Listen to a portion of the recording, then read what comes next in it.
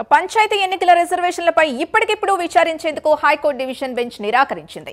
పంచాయతీ రిజర్వేషన్లు సక్రమంగా నిర్వహించలేదని single bench దగ్గర పిటిషన్లు దాఖలయ్యాయి. వాటిపై స్పందించిన హైకోర్టు డివిజన్ బెంచ్ మధ్యాహ్నం పిటిషన్లను పరిశీలించి తేదీని ప్రకటిస్తామని స్పష్టం చేసింది.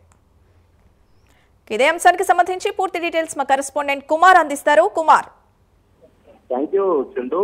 పంచాయతీ ఎన్నికల రిజర్వేషన్ పై ఇప్పటికే ఏదైతే దీనికి సంబంధించి హైకోర్టులో పిటిషన్ దాఖలైన నేపథ్యంలోనే దీనికి సంబంధించి హైకోర్టు కూడా ఇప్పటికిప్పుడు విచారించేందుకు అయితే నిరాకరించింది. ముఖ్యంగా డివిజన్ బెంచ్ లో అయితే ఈ పిటిషన్ దాఖలవడం నేపథ్యంలోనే ముఖ్యంగా ఏదైతే ఇప్పటికిప్పుడు డివిజన్ బెంచ్ కి సంబంధించి కూడా విచారించేందుకు నిరాకరించింది. అలాగే మధ్యాహ్నం పిటిషన్లు అన్ని పరిశీలించాక మరొక తేదీ ప్రకటిస్తామంటూ కూడా హైకోర్టు అయితే చెప్పింది.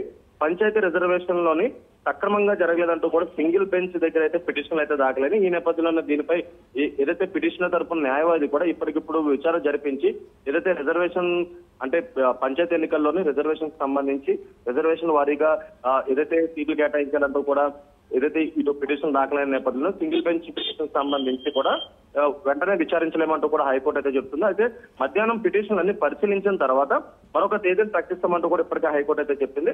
అయితే ఈ పిటిషన్ సంబంధించి బీసీలోని ఏబిసిడి కేటగిరీగా విభజించి దానికి తగ్గట్టు సీట్లు కేటాయించాలంటూ కూడా పిటిషన్లు అయితే దాఖలైన నేపథ్యంలో ప్రస్తుతం దీనిపై అయితే మధ్యాహ్నం మరొక తేదీ ప్రకటించే అవకాశం అయితే ఉంది. Right, thank you Kumar.